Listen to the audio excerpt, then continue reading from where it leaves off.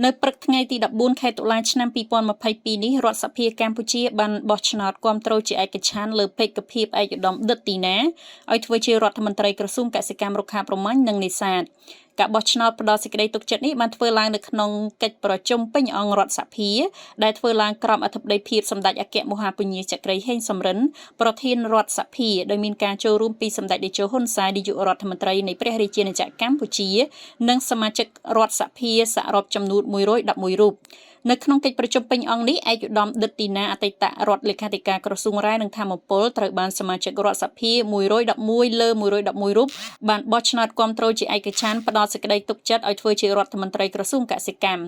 ឯកឧត្តមដិតទីណាត្រូវបានសម្ដេចតេជោហ៊ុនសែនស្នើឲ្យបោះឆ្នោតទុកចិត្តជារដ្ឋមន្ត្រីក្រសួងកសិកម្មរុក្ខាប្រមាញ់និងនេសាទការស្នើសុំនេះធ្វើឡើងបន្ទាប់ពីឯកឧត្តមវែងសខុនត្រូវបានព្រះមហាក្សត្រចេញព្រះរាជក្រឹត្យបញ្ចប់មុខតំណែងកាលពីថ្ងៃទី8ខែតុលាកន្លងទៅ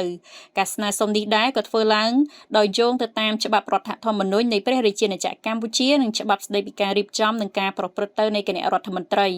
យោងតាមច្បាប់ស្តីពីការរៀបចំនិងការប្រព្រឹត្តទៅនៃគណៈរដ្ឋមន្ត្រីមាត្រា21បានចែងថានាយករដ្ឋមន្ត្រីលើកសំណើផ្លាស់ប្ដូរនិងជំនួសសមាជិករាជរដ្ឋាភិបាលជូនរដ្ឋសភាដើម្បីបោះឆ្នោតទុកចិត្តក្រោយពីរដ្ឋសភាបានបោះឆ្នោតទុកចិត្តហើយសមាជិករាជរដ្ឋាភិបាលនោះត្រូវតែតែងតាំងដោយព្រះរាជក្រឹត្យសូមបញ្ជាក់ថាឯកឧត្តមដិតទីណាជាកូនរបស់ឯកឧត្តមដិតមន្ទីរប្រធានតុលាការកំពូលហើយឯកឧត្តមដិតទីណាបានកើតនៅថ្ងៃទី7ខែមករាឆ្នាំ1979នៅសង្កាត់លេខ1ក្រុងភ្នំពេញឯកឧត្តមដិតទីណាបានបំពេញការងារជារដ្ឋលេខាធិការក្រសួងរាយនឹងធម្មពលពីឆ្នាំ2014ដល់ពេលបច្ចុប្បន្ននិងជារដ្ឋលេខាធិការក្រសួងពាណិជ្ជកម្មកាលពីឆ្នាំ2013ដល់ឆ្នាំ2014និងជាអនុរដ្ឋលេខាធិការក្រសួងពាណិជ្ជកម្មឆ្នាំ2009ដល់ឆ្នាំ2013តាមរយៈតួនាទីនិងការងារខាងលើនេះឯកឧត្តមដិតទីណាធ្លាប់បានចូលរួមដឹកនាំលោកបំបត្តិអាជីវកម្មបូមខ្សាច់អាណាធិបតេយ្យតាមដងទន្លេដឹកនាំក្រុមការងាររៀបចំតាក់តែងគោលនយោបាយជាតិស្តីពីធនធានរាយឆ្នាំ2018-2028ដឹកនាំក្រុមការងាររៀបចំតាក់តែងច្បាប់ស្តីពីការគ្រប់គ្រងប្រេងកាតការផលិតប្រេងកាតនិងការដឹកនាំច្បាប់និងដឹកនាំតាក់តែងច្បាប់ស្តីពីទំនិញសម្គាល់ភូមិសាស្ត្រជាដើម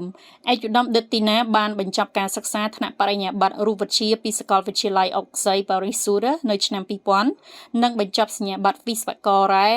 នៅសាលា Ecole Nationale Supérieure des Moyens de Sport នៅឆ្នាំ2002ឯកឧត្តមដិតទីណាត្រូវបានសម្ដេចតេជោហ៊ុនសែនធ្លាប់ទម្លាយថាជាអ្នកពូកែលេងអុកមួយរូបផងដែរនេះបើយោងតាមគេហទំព័រអង្គភាពព័ត៌មាននិងប្រតិកម្មរហ័ស